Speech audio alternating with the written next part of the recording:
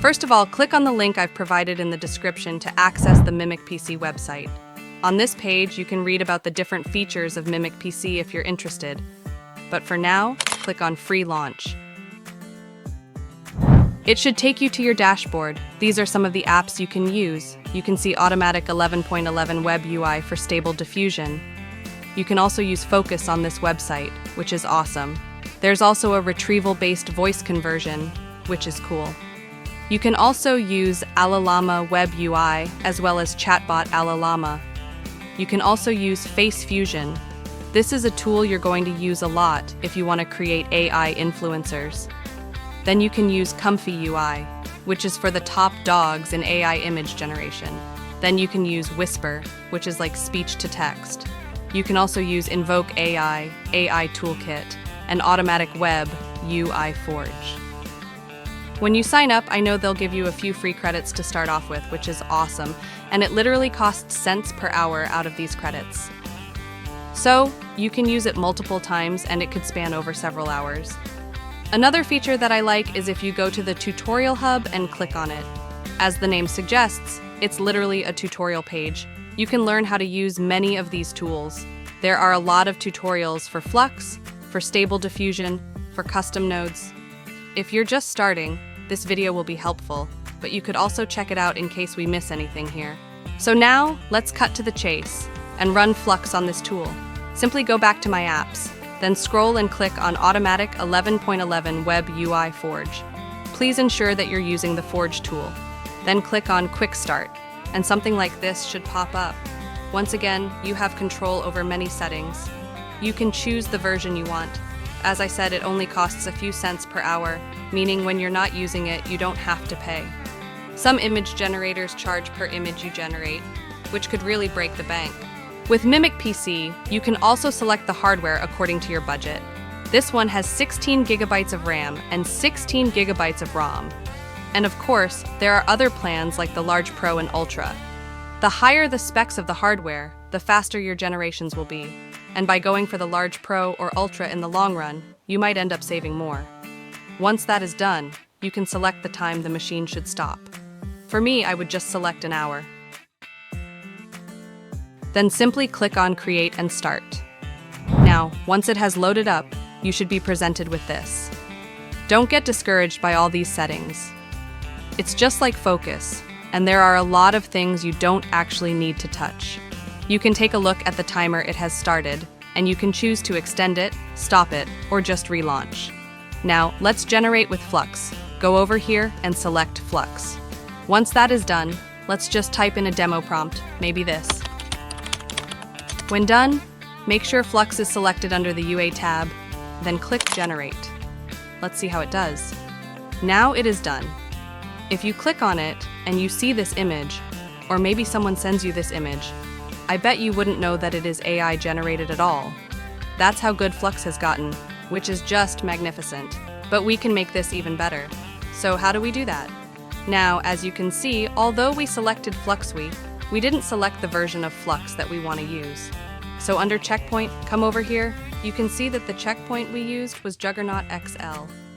To change that, simply click on it. As you see, there are quite a lot of Flux checkpoints to use. Let's try the Chanel model, first using the same prompt. Select it, then click Generate and let's see. Maybe we could download this. Now it's done, and as you can see, this one looks more refined, with more variety of colors, and it's way more realistic.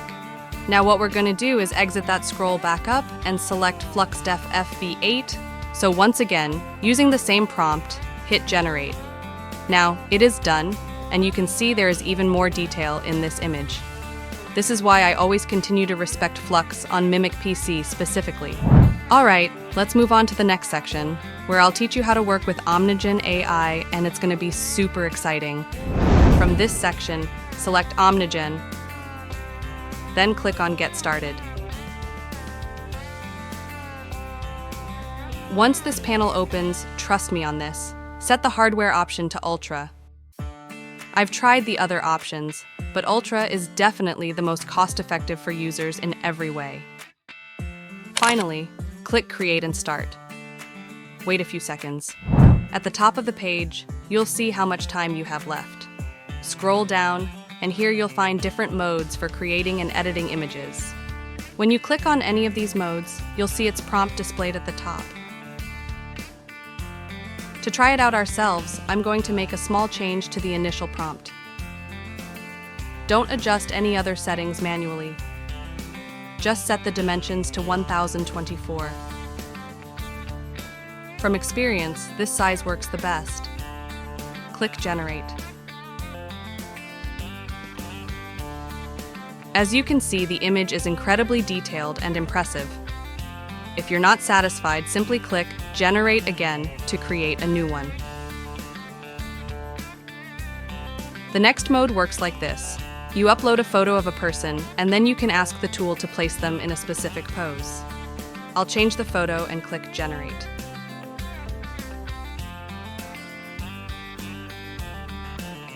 You can see how naturally it places the person in the exact pose while keeping the same outfit.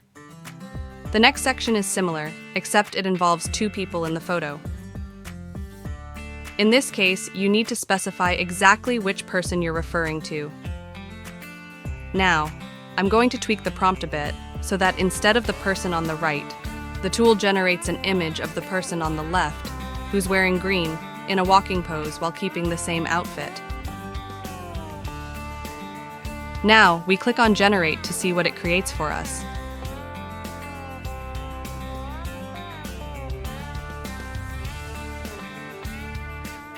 Look at how similar their faces are. This tool is truly impressive. In the next mode, you upload two photos, and using your prompt, the tool combines details from both photos to create a new image.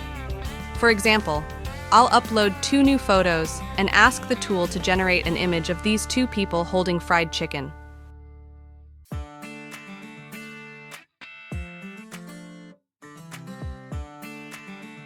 See how amazing and cool this turned out? The next modes are quite similar to the ones we've already tried together, so to keep the video short, I didn't include them. If you'd like, you can explore them yourself.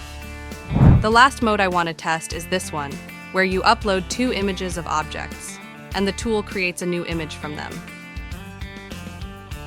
I'm going to hit Generate without making any changes to see what it creates.